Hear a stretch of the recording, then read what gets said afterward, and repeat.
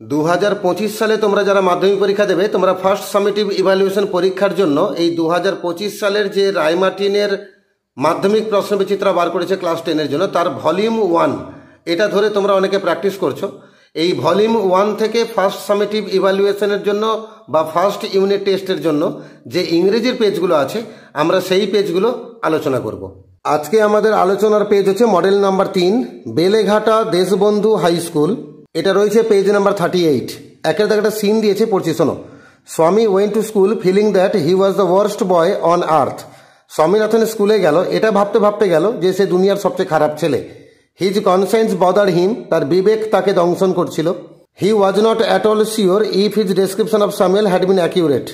সে আদৌ নিশ্চিত ছিল না যে স্যামুয়েল স্যার সম্পর্কে সে যে বিবরণটা তার বাবাকে দিয়েছে সেই বিবরণটা সঠিক কিনা। He felt he had mixed up the real and the imagined. সে ভাবছিল বা সে অনুভব করছিল যেন সে বাস্তব এবং কল্পনা দুটোকে গুলিয়ে ফেলেছে। স্বামী stopped on the road side to make up his mind about Samuel. Swaminathan রাস্তার পাশে দাঁড়িয়ে পড়ল স্যামুয়েল স্যার সম্পর্কে তার মনস্থির করার জন্য। Samuel was not such a bad man after all. Samuel sir অতটাও খারাপ মানুষ নন। Personally he was much more friendly than the other teachers. ব্যক্তিগতভাবে তিনি অন্যান্য স্যারেদের থেকে অনেক বেশি বন্ধুভাবাপন্ন। Swami also felt Samuel had a special regard for him. Swaminathan এটাও অনুভব করলো যে স্যামুয়েল স্যার বিশেষ নজর দেন তার প্রতি। Swami's head was dizzy with confusion. স্বামীনাথনের মাথা কিন্তু গন্ডগোলে ভরে গেছিল। He could not decide if Samuel really deserve the allegations made against him in the letter. সে আদৌ সিদ্ধান্ত নিতে পারছিল না যে চিঠিতে স্যামুয়েল স্যারের বিরুদ্ধে যে সমস্ত অভিযোগগুলো করা হয়েছে সেই সমস্ত অভিযোগের আদৌ স্যামুয়েল স্যার যোগ্য কিনা। The more he thought of Samuel the more স্বামী গ্রিপ্ট ফর হিম। স্বামীনাথন ওই স্যামুয়েল স্যার সম্পর্কে যত বেশি ভাবতে লাগলো তত বেশি দুঃখিত হতে লাগলো। To recall Samuel's dark face, স্যামুয়েলের কালো মুখের কথা তার মনে পড়লো। হিজ থিন মুস্টাস, তার সরু গোঁফের কথা মনে পড়লো। আনসেভেন চিক, তার না কামানো দাড়ির কথা মনে পড়লো। অ্যান্ড ইয়েলো কোট, এবং হলুদ কোটের কথা মনে পড়লো। এই জিনিসগুলো ফিল্ড স্বামীনাথন উইথ সরো, স্বামীনাথনের মধ্যে দুঃখ ভরিয়ে তুলল। এমসিকিউ দুটো দেওয়া আছে। Samuel had a special regard for স্বামী। স্যামুয়েল স্যারের বিশেষ একটা নজর ছিল স্বামীনাথনের প্রতি। Personally Samuel was much more friendly বলা ছিল টেক্সটে, এখানে ফ্রেন্ডলি নেই, এখানে অ্যামিকেবল আছে। একই মানে, ফ্রেন্ডলি মানে যা, অ্যামিকেবল মানে তাই। তাই ব্যক্তিগতভাবে স্যামুয়েল স্যার ছিলেন অনেক বেশি বন্ধুভাবাপন্ন। তাই অপশন নাম্বার 2 তে যাব, অ্যামিকেবল। দুটো শূন্যস্থান পূরণ আছে। একের দাগে Samuel fail that he was the worst boy when. এখানে কোশ্চেনটা ভুল দিয়েছে, স্যামুয়েল হবে না, এটা স্বামীনাথন হবে।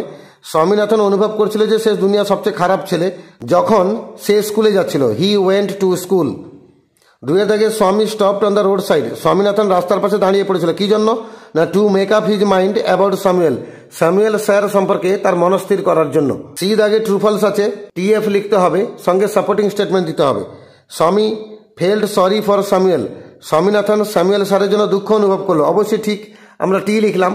আর সাপোর্টিং স্টেটমেন্ট দেবো ওই ডট ডট মেরে ফিল্ড স্বামীনাথন উইথ সরো। এই যে লাইনটা আছে, ফিল্ড স্বামীনাথন উইথ সরো, এইটুকু লিখে দিলে হবে।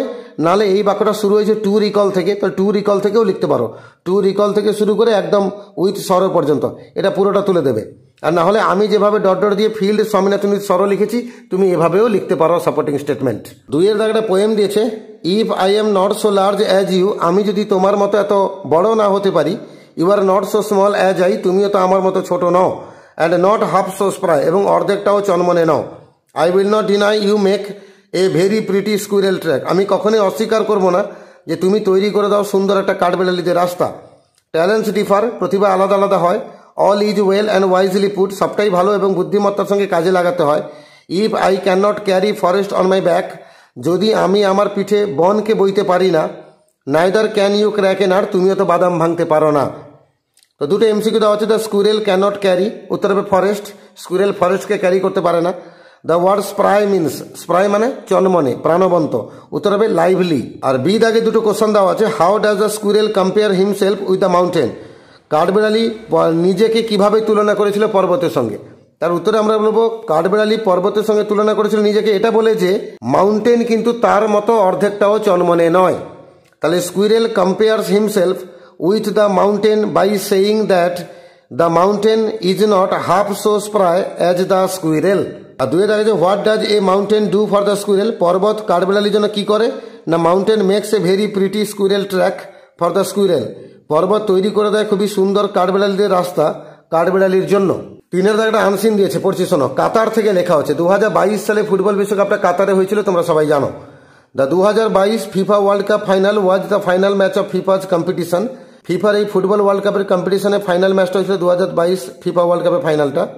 The match was played at Lusail Stadium on 18 December 2022, এই ম্যাচটা খেলা হয়েছিল কাতারের ওই লুসাইল স্টেডিয়ামে 18 ডিসেম্বর 2022 সালে।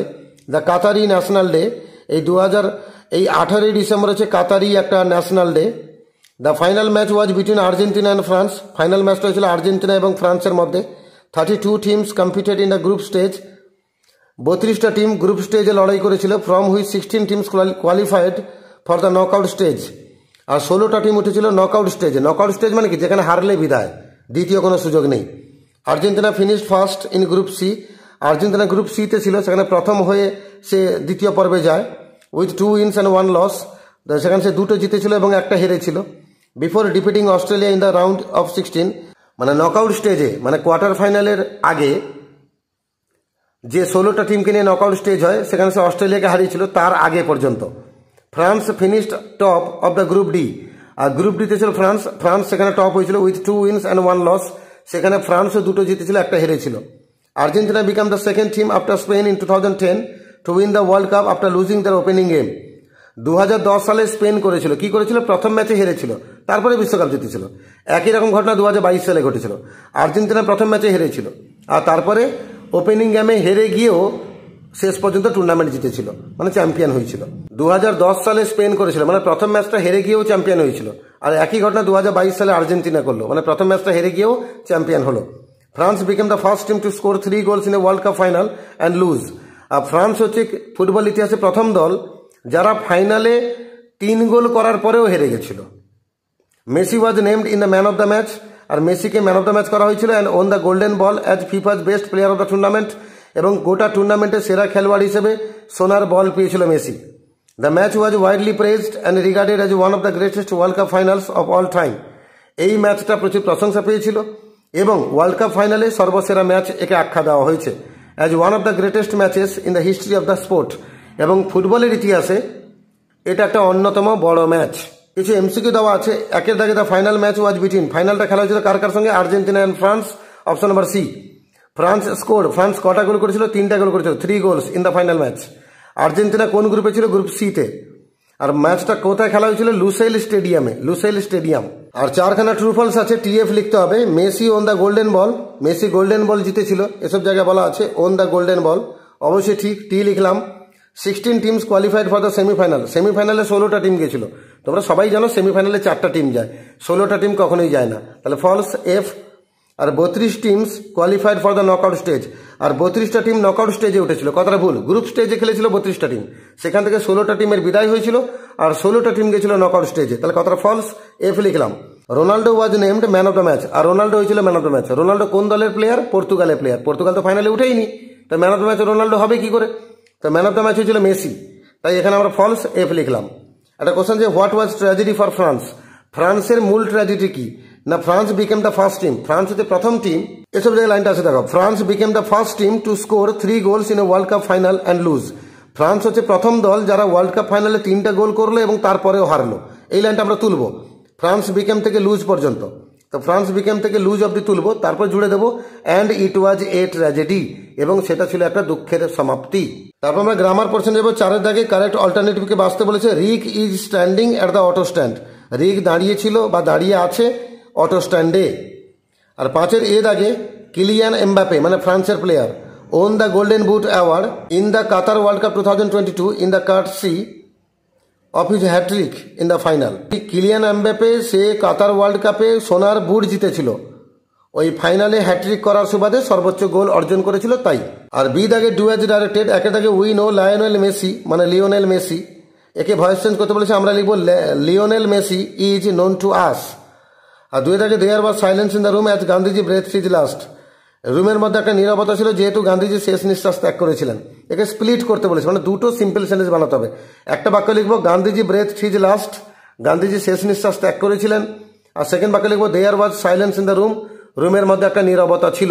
আর 6 এর দাগে দুটো সমার্থক শব্দ খুঁজতে হবে, একটা হচ্ছে রিকগনাইজড, এটা হবে রিগার্ডেড, এটা আনসিনে আছে খুঁজে দেবো। আর বিটিং হবে ডিফিটিং, মানে পরাস্ত করেছিল। চলো শব্দ দুটো কোথায় আছে খুঁজে দিই। ডিফিটিং শব্দটা এখানে পাবে আর রিগার্ডেড শব্দটা এখানে পাবে। এইভাবে পেজ নাম্বার 38-এ model number 3 Beleghata Deshbandhu high school, যে মডেল পেজটা ছিল এখান থেকে আমরা সিন আনসিন গ্রামার আলোচনা করলাম। এর আগের মডেল পেজের আলোচনা ভিডিওগুলো আমার চ্যানেলে আছে, ভিজিট করো, প্লেলিস্টকে ক্লিক করো, ক্লাস 10-এর ভিডিও বার করো, সেখানে সেই ভিডিওগুলো পেয়ে যাবে। আর এর পরের মডেলের আলোচনা ভিডিওগুলো খুব শীঘ্রই আপলোড হতে থাকবে। যারা চ্যানেলে নতুন আছো চ্যানেলটাকে সাবস্ক্রাইব করে রাখো, পরের ভিডিওগুলো তাড়াতাড়ি তোমরা পেয়ে যাবে।